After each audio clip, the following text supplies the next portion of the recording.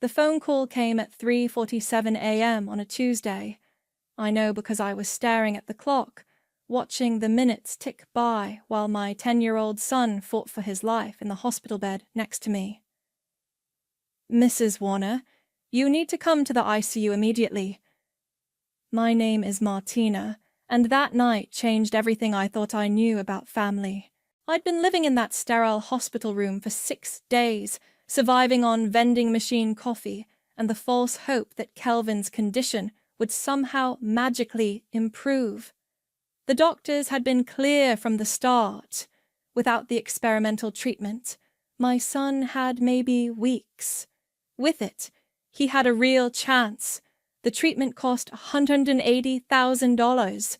I had $3,200 in my checking account. "Mom, are you scared?" Kelvin whispered when I returned from talking to Dr. Martinez in the hallway. His voice was so small, so fragile. The machines around him beeped steadily, the only sound keeping me sane. "No, baby. Mommy's going to fix this." I smoothed his hair back from his forehead. "I promise," but I was terrified. Single mothers don't have $180,000 lying around. I'd already maxed out my credit cards, taken a loan against my car, and borrowed from my 401k. It wasn't enough. Not even close. That's when I made the call I'd been dreading. "Dad, it's Martina. I need help." The silence stretched so long, I thought the call had dropped. "Martina, it's 4 a.m. "I know, I'm sorry. It's Kelvin. He's really sick and there's this treatment." "Hold on. Let me get your mother." I heard rustling, whispered voices, then Mom's sharp tone cut through the phone. "What's wrong with Kelvin?" I explained everything. The diagnosis, the treatment, the cost. I laid it all out, trying to keep my voice steady even as tears streamed down my face. $180,000? Mom's voice pitched higher. "Martina, that's impossible. We don't have that kind of money." "I'm not asking for all of it. Just whatever you can." "We can't." Dad's voice was firm, final. "We're barely making ends meet as it is. Your mother's medical bills, the house payments. This is my son we're talking about. Your grandson." "We know that," Mom said, but her tone was cold, distant. "But we simply cannot help you. You'll have to figure something else out." Figure something else out, like I hadn't been trying, like I hadn't already sold everything I owned, hadn't already begged every bank in the city. "Please," I whispered. "I'm begging you. He's just a little boy." "I'm sorry, Martina. We can't." The line went dead. I sat there in that uncomfortable hospital chair, staring at my phone, feeling something inside me crack. These were the people who were supposed to love me unconditionally, who were supposed to move heaven and earth for their family. Robin found me there an hour later, sobbing into my hands. "Hey, what happened?" She sat down beside me, wrapping her arms around my shoulders. Robin had been my best friend since college, the sister I'd chosen instead of the family I'd been born into. "They said no." The words came out broken. "They said they don't have the money." Robin held me while I cried, not saying anything, just being there. That's what real family does. 3 days later, I was in the hospital cafeteria when I overheard Mom talking to someone on the phone. "Oh yes, we're so proud of Toby. Another brilliant business idea. We were happy to invest in his new restaurant concept." I felt the blood drain from my face. I moved closer, pretending to study the sandwich options. $50,000 to start, but we know he'll pay us back. He always does so well with these ventures. $50,000. They'd given my brother $50,000 for another one of his half-baked business ideas while my son was dying upstairs. I walked back to Kelvin's room in a daze. He was awake, trying to smile for me, even though I could see how much pain he was in.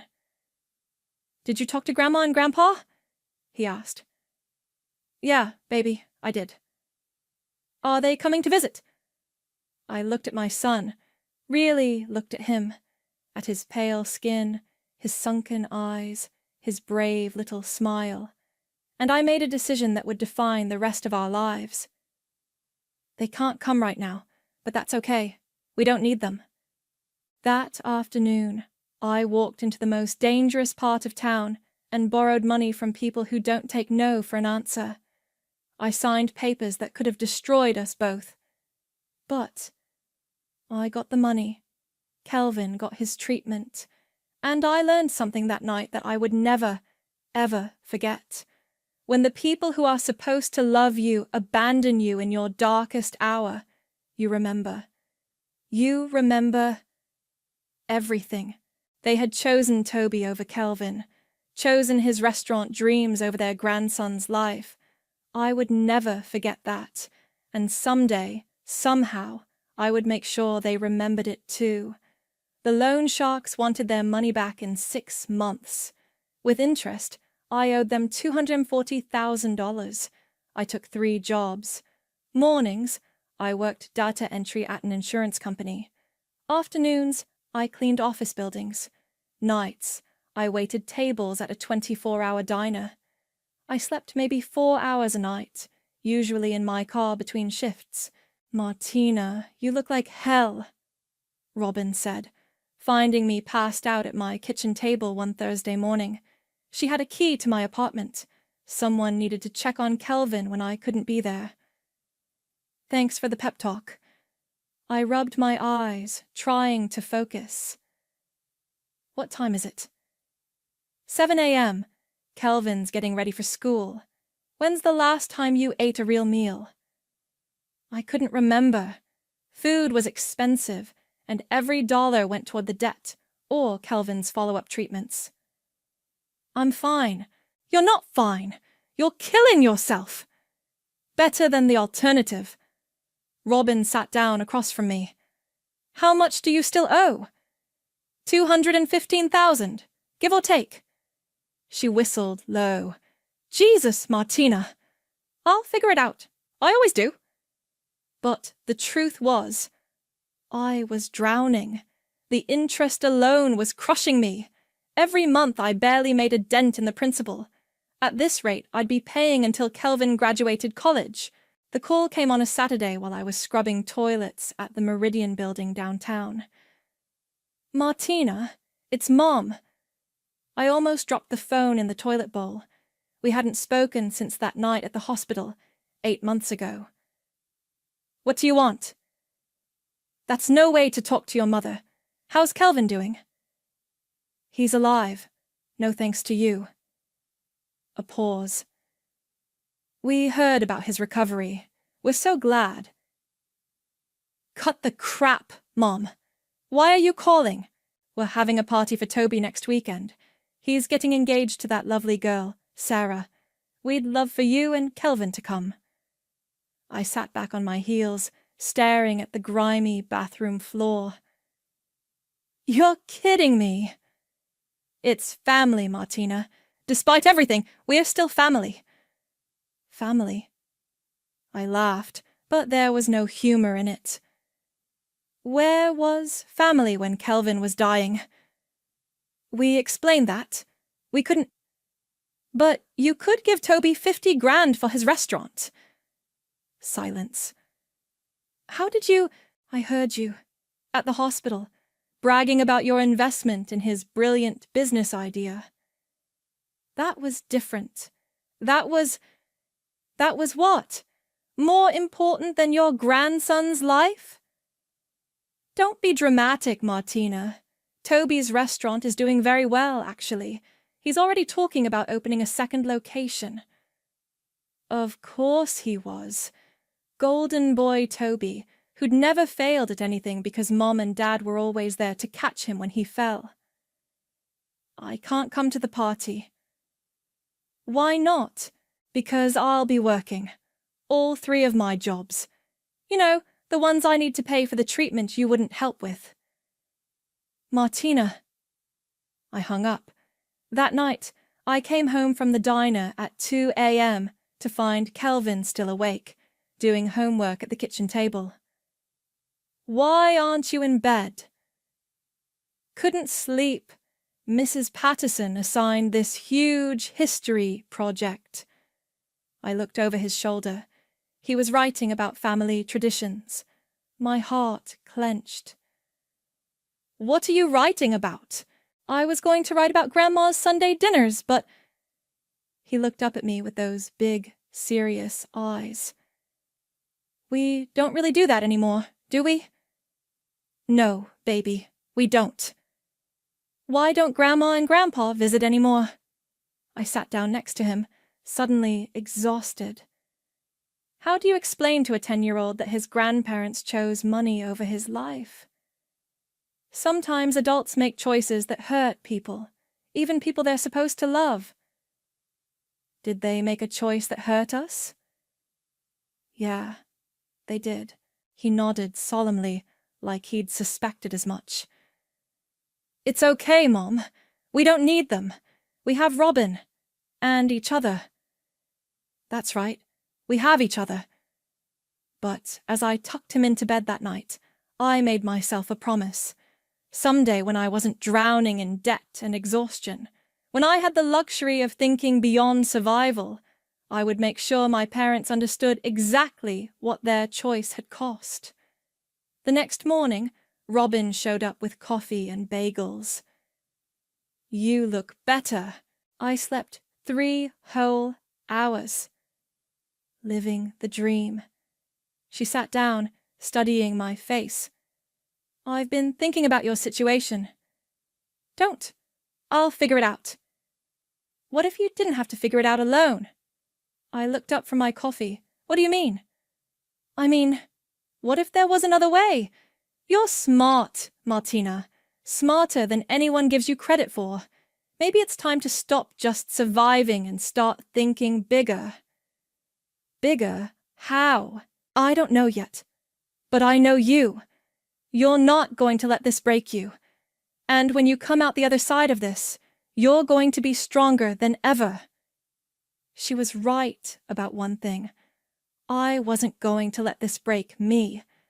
But she was wrong about something else. I wasn't going to wait until I came out the other side. I was going to start planning my comeback right now. The breakthrough came from the most unlikely place.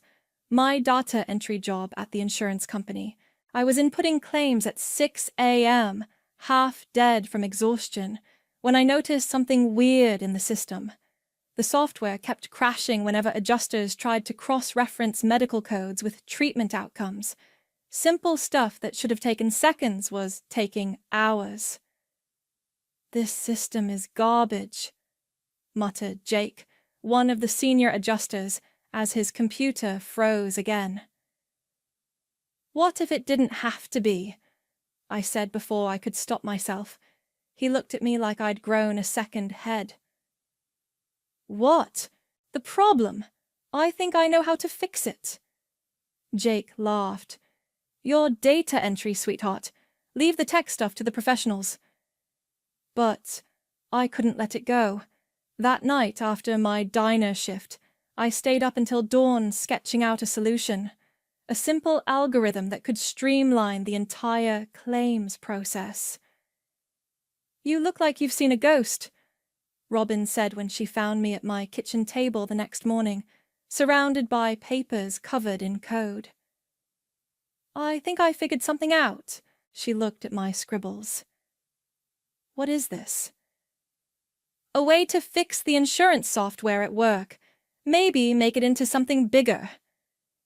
Bigger how? I showed her my calculations. If this works, it could save companies millions in processing time, and if I can build it right, license it out. Robin's eyes widened. Martina, this could be huge. Or it could be nothing. I don't know anything about starting a business. So, learn. That weekend, I spent every free minute at the library, reading everything I could about software development, patents, and startup funding. Kelvin sat next to me, doing his homework while I filled notebook after notebook with plans. "What are you working on, Mom?" "Something that might change our lives, baby." 3 months later, I had a working prototype. I'd taught myself basic coding through YouTube videos and online tutorials, staying up until 3 a.m. every night to make it work. "Holy shit, Martina," Robin said, watching the demo on my ancient laptop. "This actually works." "Language," I said automatically, glancing at Kelvin. "Sorry, but seriously, this is incredible. Have you shown anyone at work?" "Are you crazy? They'd steal it in a heartbeat." Instead, I did something that terrified me. I used my last $500 to file a provisional patent. Then, I started reaching out to small insurance companies, offering to demo my software. The first 10 said no. The 11th said maybe. The 12th said yes. "We'll pay you $5,000 for a 6-month trial," said the CEO of Meridian Insurance, a mid-sized company in the next town over. $5,000. It wasn't much, but it was a start. "I need to quit one of my jobs," I told Robin that night. "Which one?" "The cleaning. I need time to develop this properly." "Can you afford to quit?" I looked at my bank statement. I was still $180,000 in debt to some very dangerous people, but the software trial was promising. "I can't afford not to." The next 6 months were a blur of 18-hour days. I kept my data entry job and the diner shifts, but every spare moment went into improving the software. Kelvin learned to make his own dinner and help with laundry. He never complained. "Mom, there's a letter for you," he said one evening, holding up an official-looking envelope. My heart stopped. The loan sharks had been patient so far, but patience has limits. I opened it with shaking hands. Then I read it again. Then I sat down hard on the couch. "What is it?" Kelvin asked, worried. "Meridian wants to buy the software, outright." "Is that good?" I looked at the number on the offer letter. $250,000. "Yeah, baby, that's very good." But I didn't take their first offer. I'd learned enough to know better. I found a lawyer who worked on contingency and negotiated. The final deal was $400,000 up front, plus royalties on every license sold. The day the check cleared, I paid off the loan sharks. All of it. Then I took Kelvin out for the most expensive dinner we'd ever had. "Are we rich now?" he asked, cutting into his steak. "We're safe now. That's better than rich." But I wasn't done. The software was selling faster than anyone expected. Other companies wanted their own versions. I started a consulting business, helping insurance companies streamline their systems. Within 2 years, I had 6 employees and contracts worth over $1 million annually. "You did it," Robin said, looking around my new office. "You actually did it." "We did it. I couldn't have done this without you." She'd been my business partner from the beginning, handling the administrative side while I focused on development.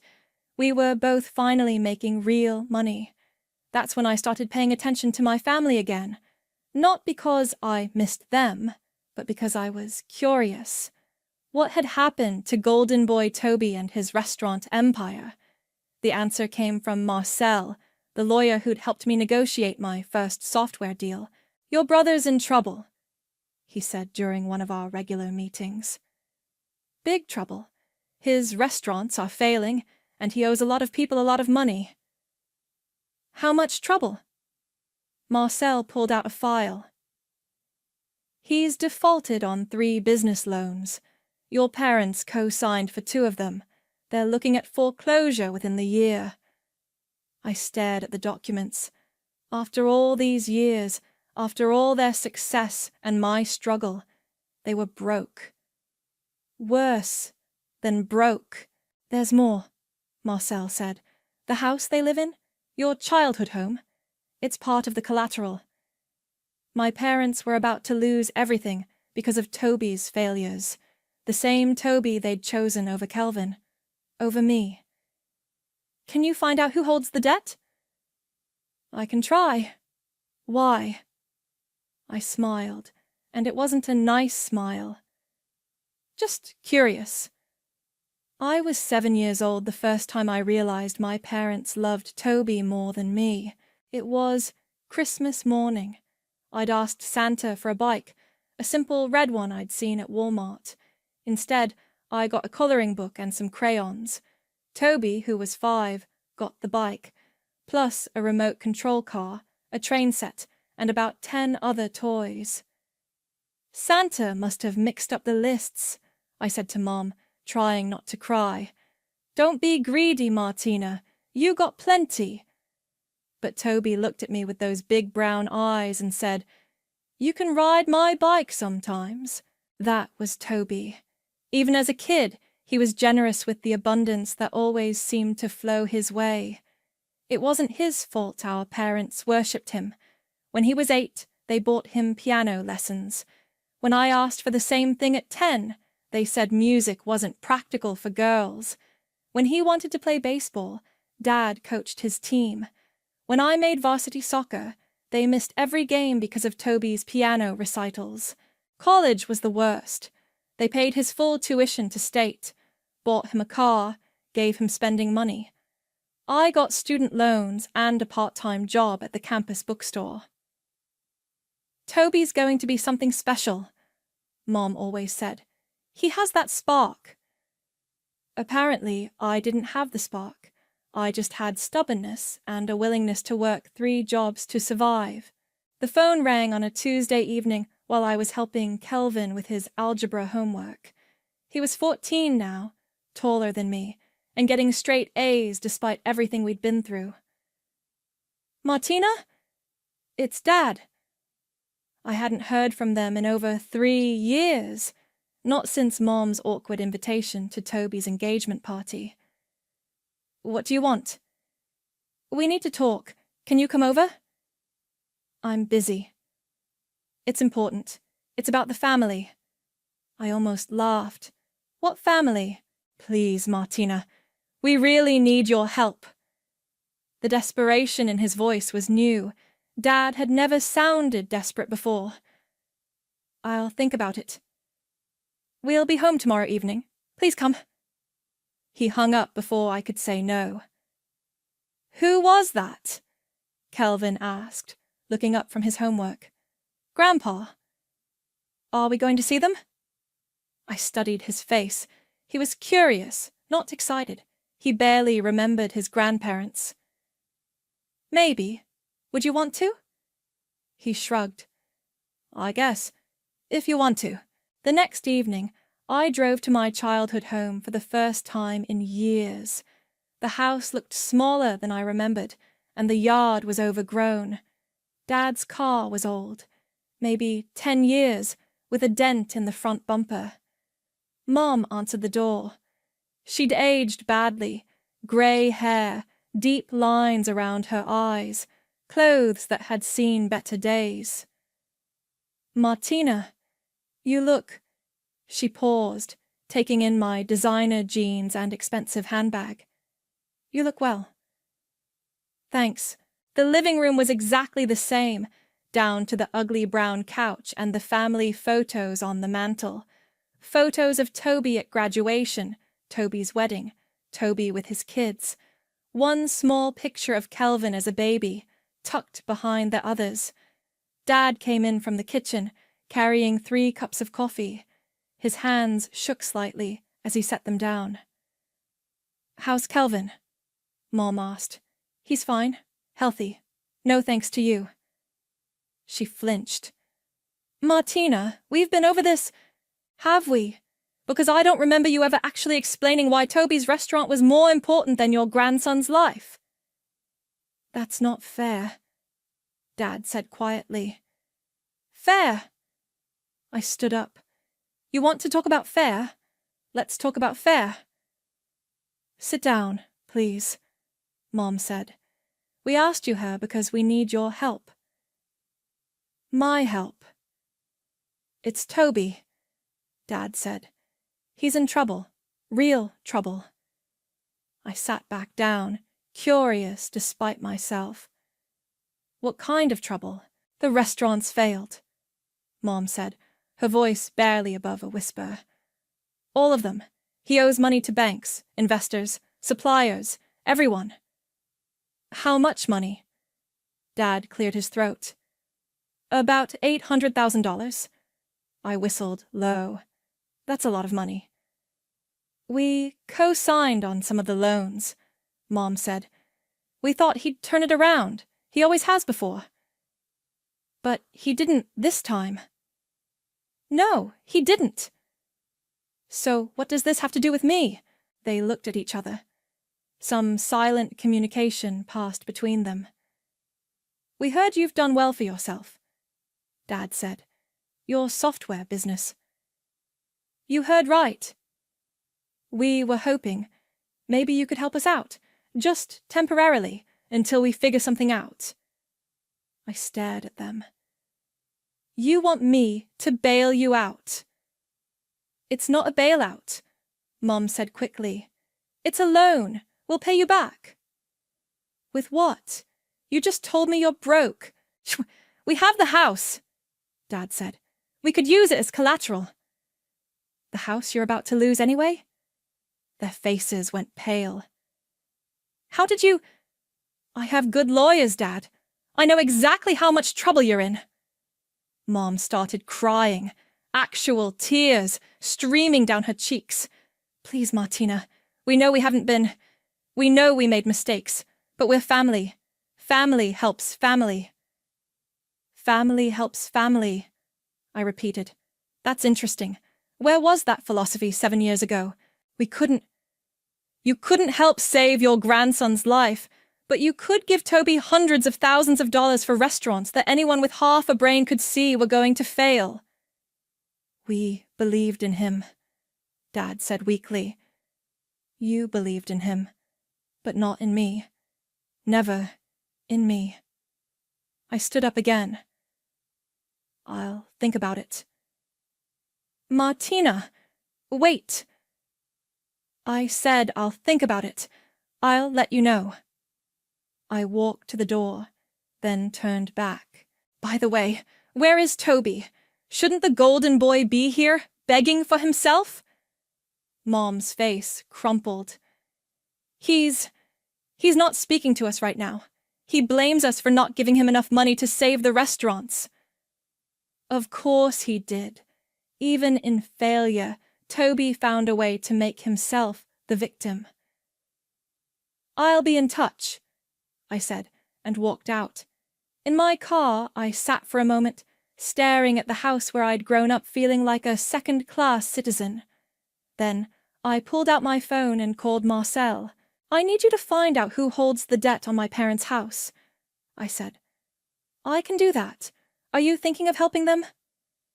I'm thinking of a lot of things. Martina, be careful. Family situations can get complicated. Marcel, it's already complicated. I'm just evening the odds. Marcel's office smelled like leather and expensive coffee. He had the kind of success I was still getting used to. Corner office, mahogany desk, view of the city skyline. The debt is held by Pinnacle Financial, he said, sliding a folder across his desk. They bought it from the original lender 6 months ago. I opened the file. The numbers were worse than I'd thought. My parents owed $340,000 on the house, plus another $180,000 in business loans they'd co-signed for Toby. $500,000, I said. Give or take. Pinnacle's been patient so far, but they're starting foreclosure proceedings next month.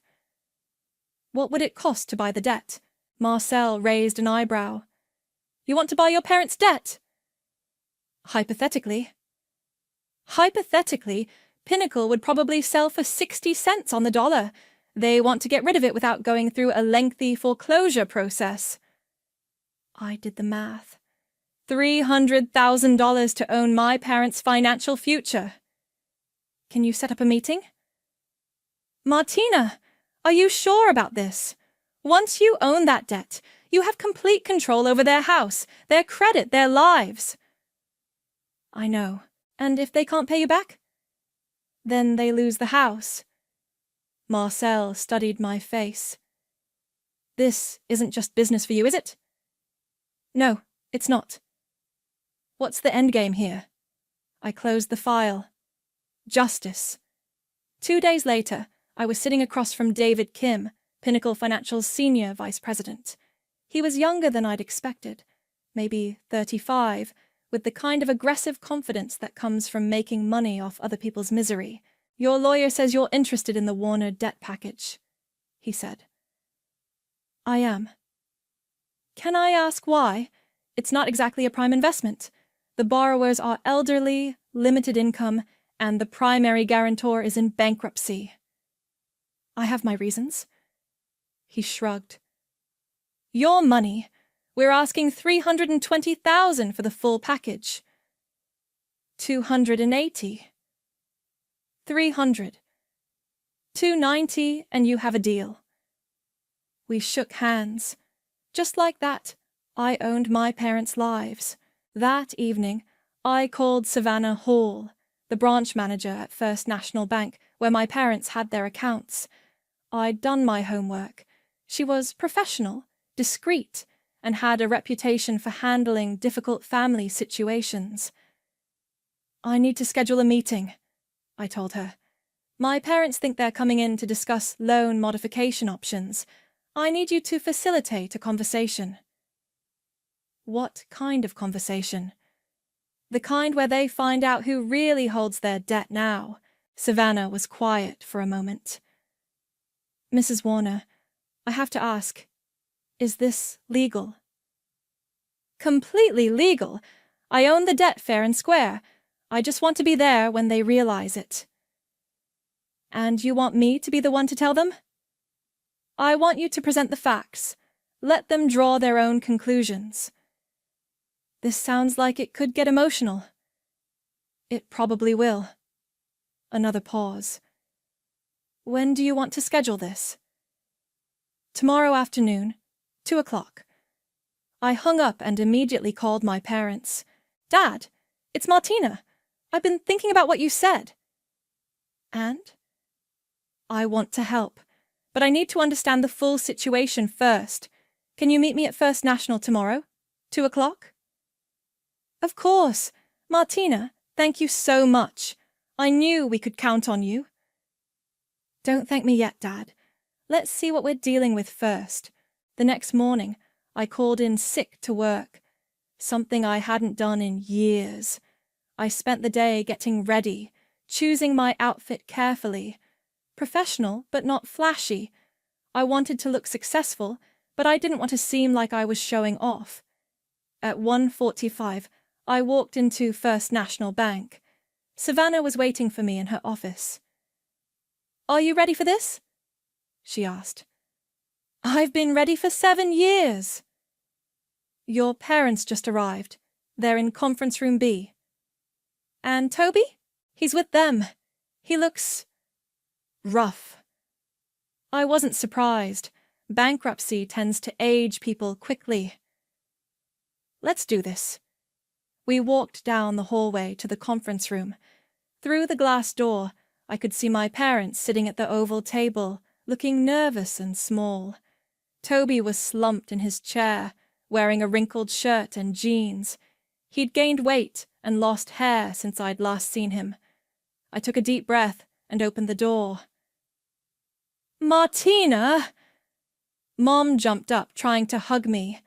I stepped back. Mom, Dad. I nodded at Toby. Brother. Thanks for coming, Dad said. We really appreciate this. Don't thank me yet. Savannah entered behind me, carrying a thick folder. Good afternoon, everyone. I'm Savannah Hall, branch manager.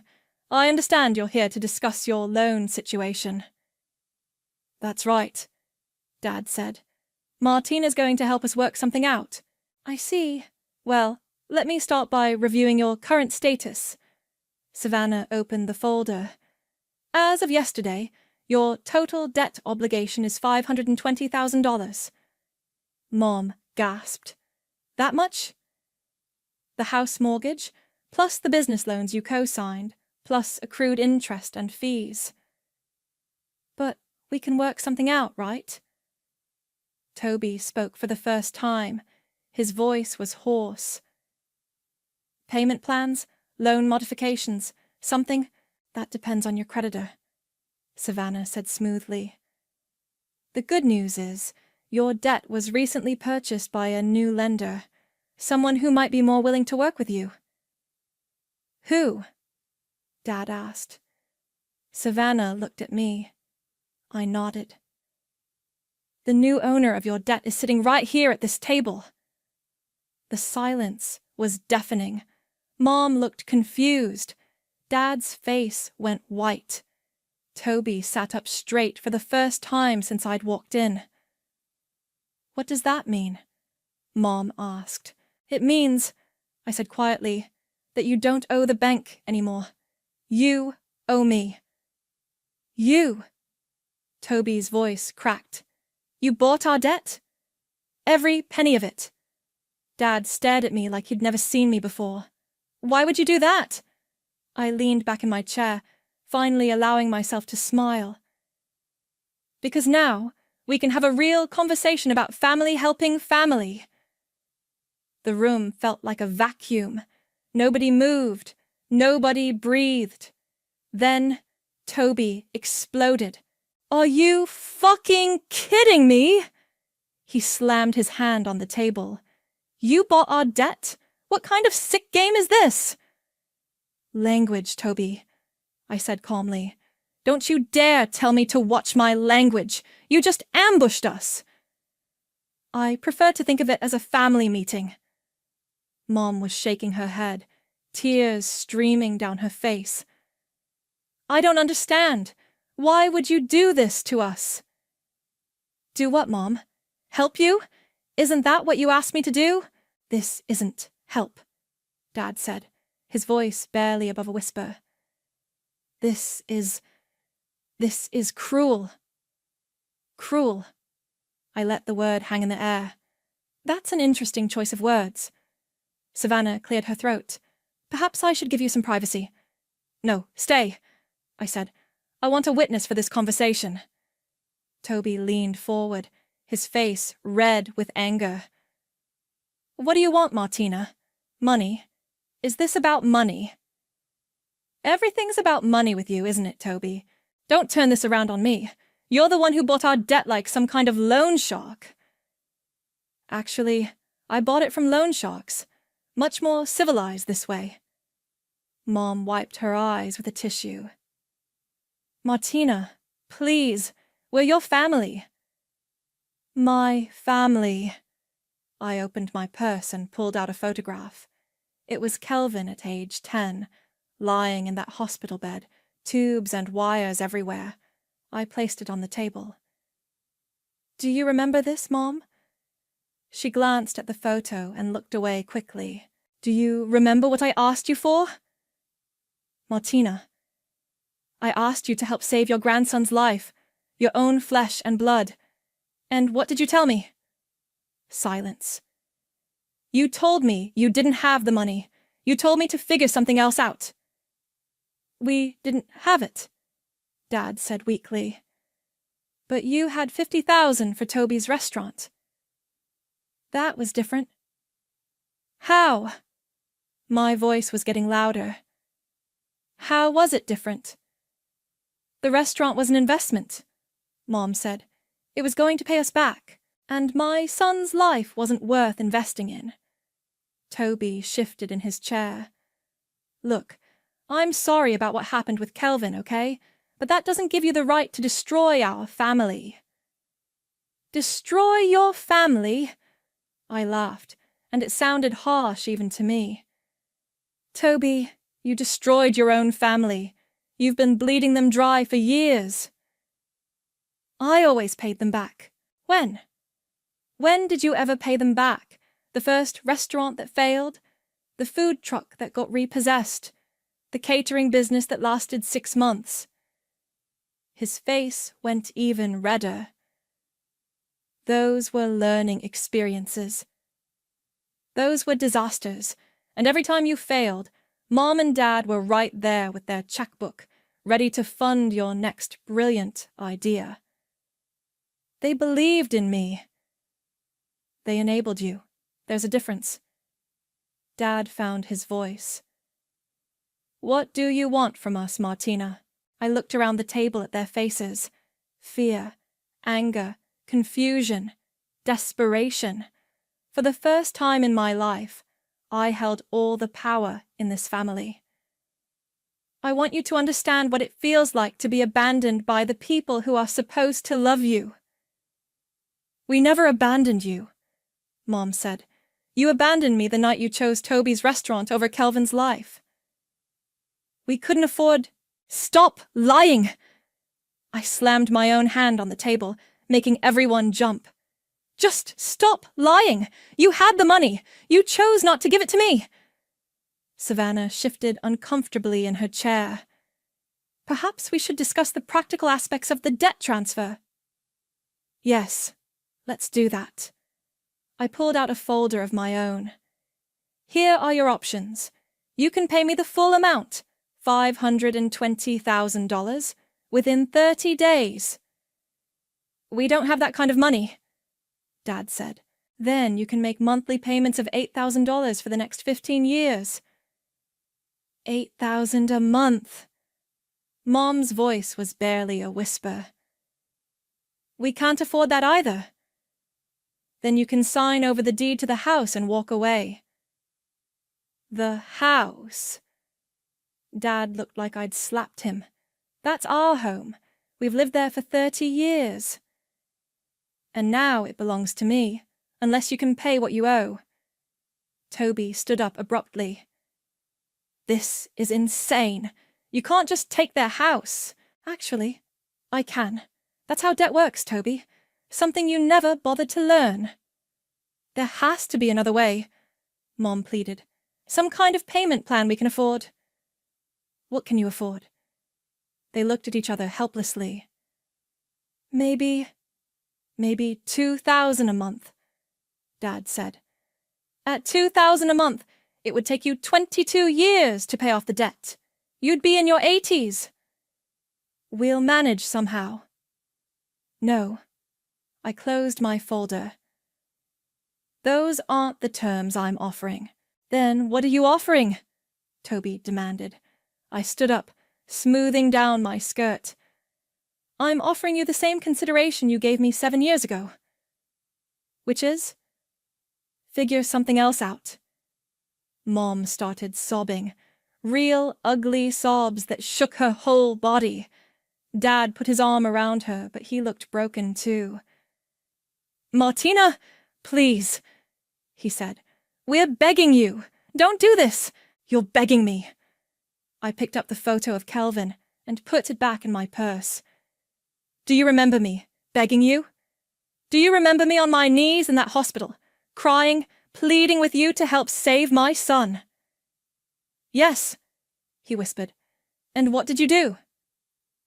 We said no. You said no, and now I'm saying no. I walked toward the door, then turned back. You have 30 days to vacate the house. After that, I'll have you evicted.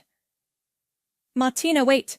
But I was already walking out, leaving them with their tears and their consequences and the sound of their world falling apart, just like they'd left me 7 years ago. I made it to my car before my hands started shaking. The adrenaline hit me all at once.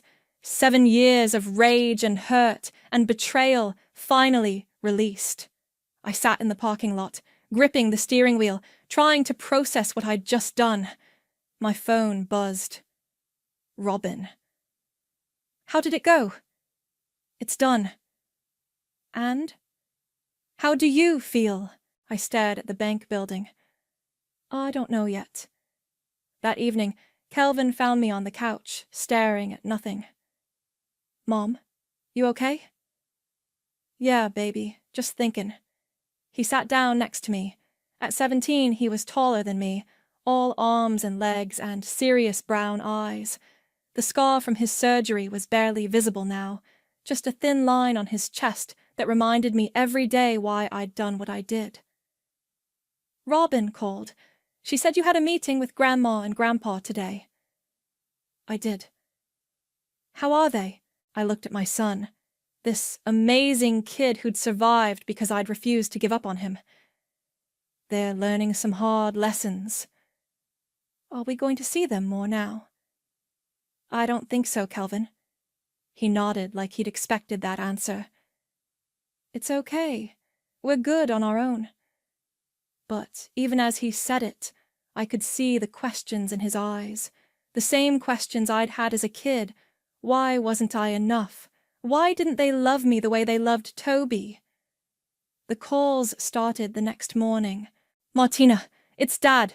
Please call me back. We need to talk. Martina, this is Mom. I know you're angry, but we can work this out.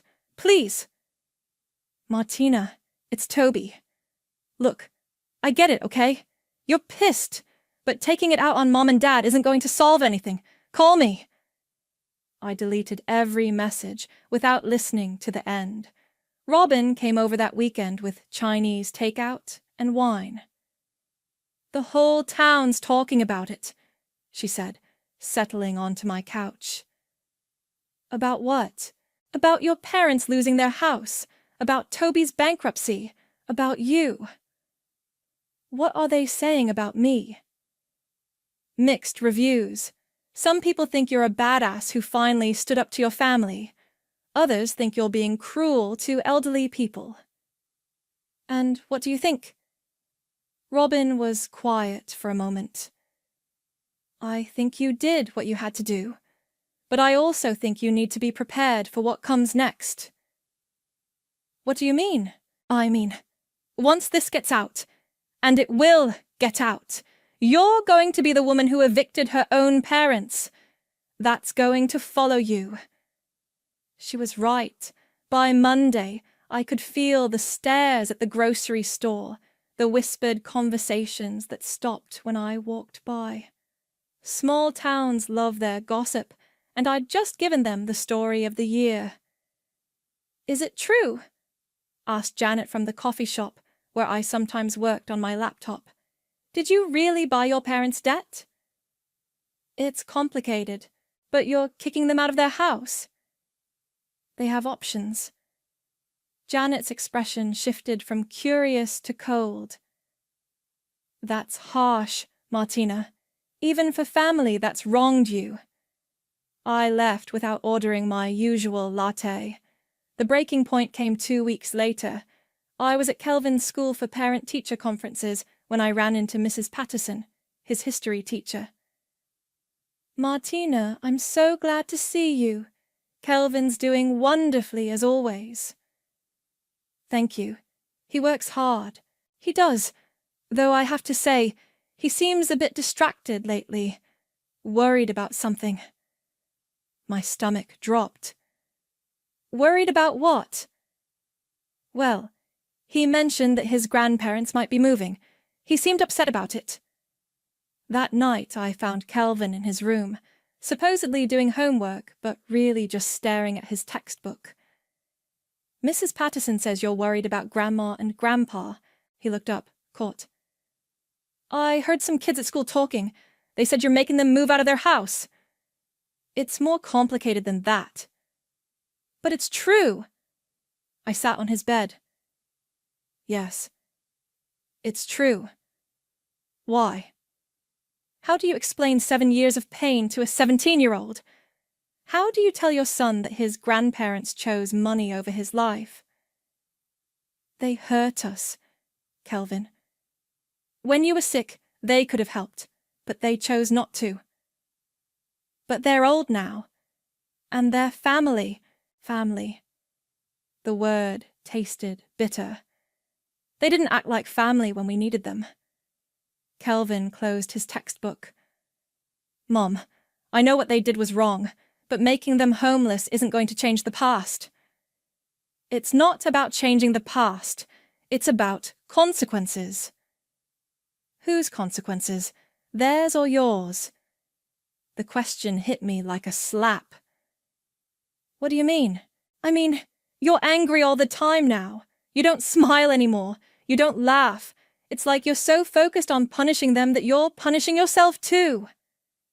I'm not. Yes, you are.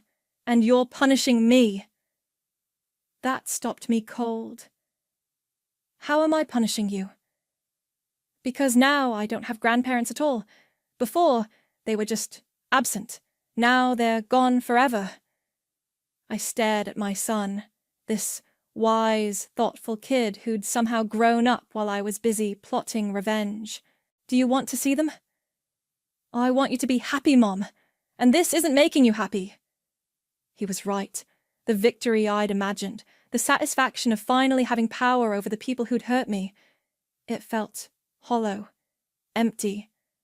My phone rang, Dad's number. Answer it, Kelvin said quietly.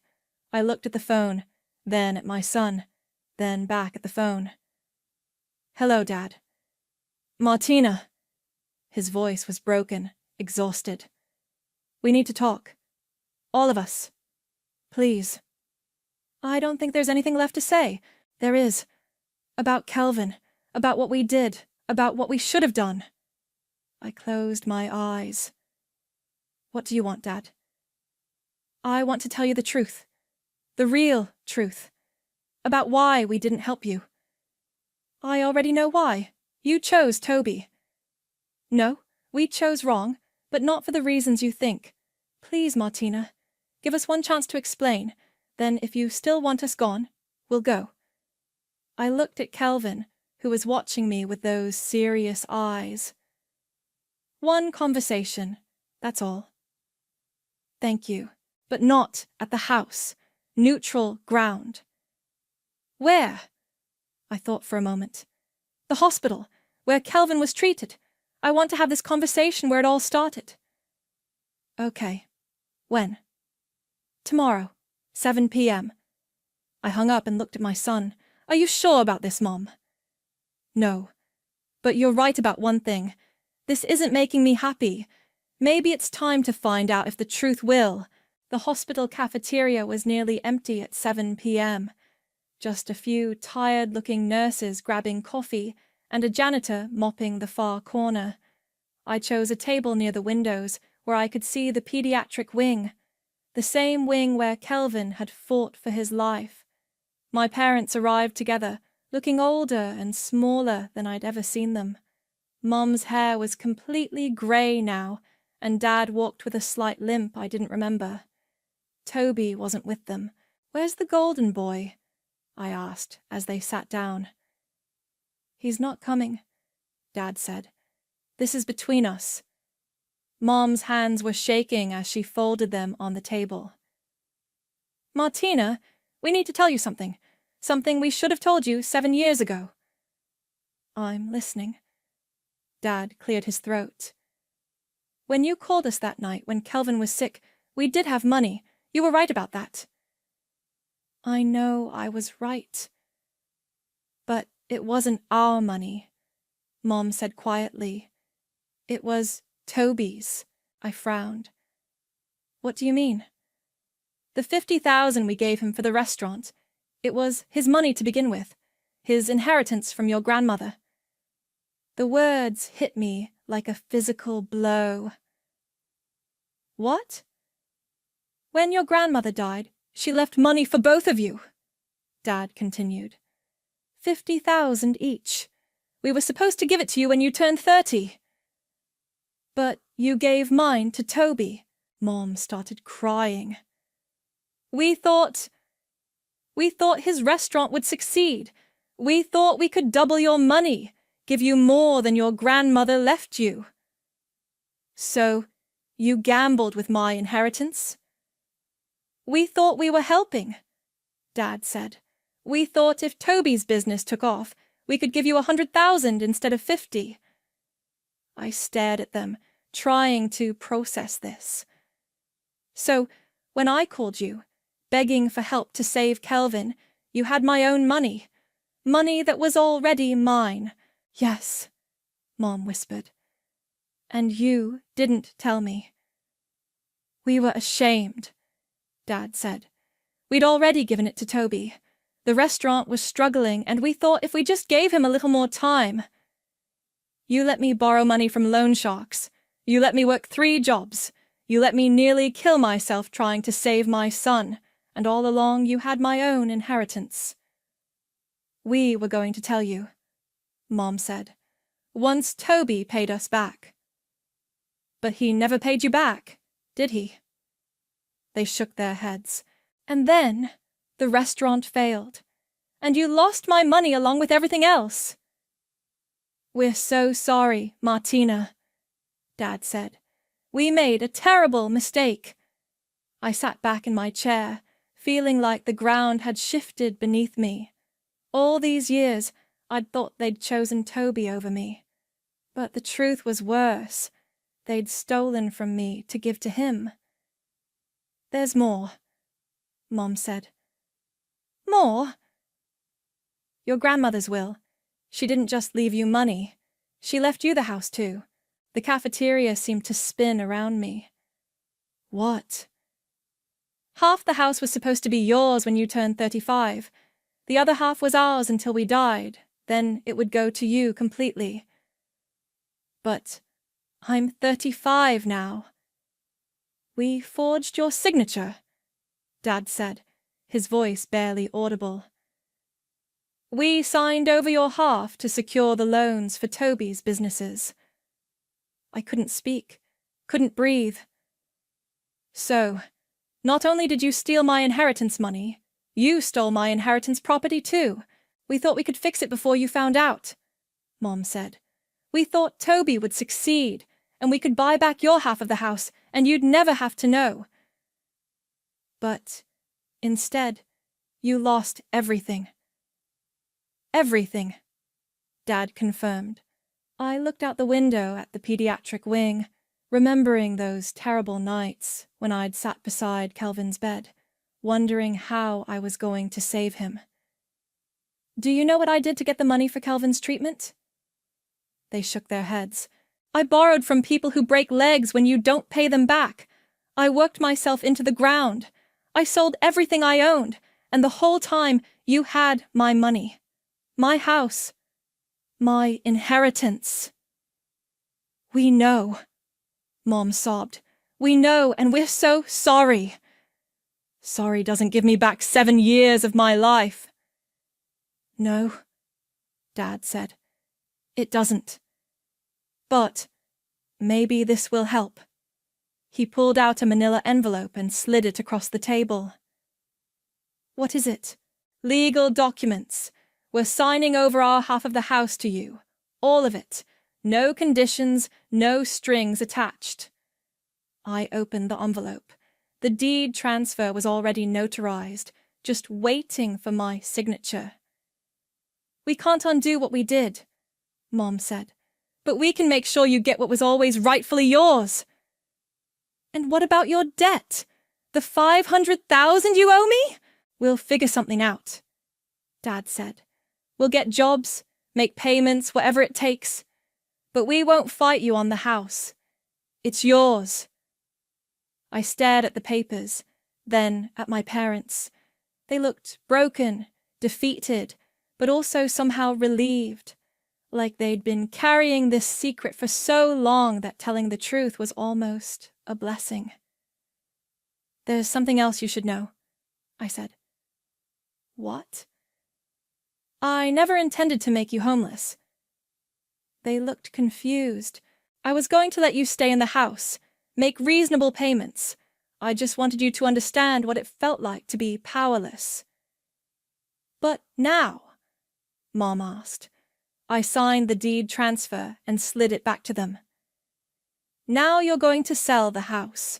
Use the money to pay down your debt, and you're going to find a small apartment somewhere and live within your means for the first time in your lives." "And after that?" Dad asked. "After that, we'll see. Maybe we can figure out how to be a family. A real family this time." Mom reached across the table and touched my hand. "Can you ever forgive us?" I looked at her, really looked at her. She was just a flawed, frightened old woman who'd made terrible choices trying to fix other terrible choices. "I don't know yet," I said honestly, "but I'm willing to try." Dad nodded. "That's more than we deserve." "Yes," I said, "it is." I stood up to leave, then turned back. "One more thing. Kelvin wants to meet you. The real you, not the grandparents who only showed up when it was convenient. If you're interested in being in his life, you'll have to earn it." "We'd like that," Mom said. "More than anything." "Then prove it." I walked out of the hospital cafeteria feeling lighter than I had in years. Not because I'd forgiven them. That would take time. But because the truth was finally out. And the truth, even when it's ugly, is always better than lies. My phone buzzed. A text from Kelvin. "How did it go?" I typed back. "Better than expected. Come home. We need to talk about your grandparents." "Good talk or bad talk?" "Complicated talk. The best kind." I got in my car and drove home to my son, to our life, to whatever came next. The revenge was over.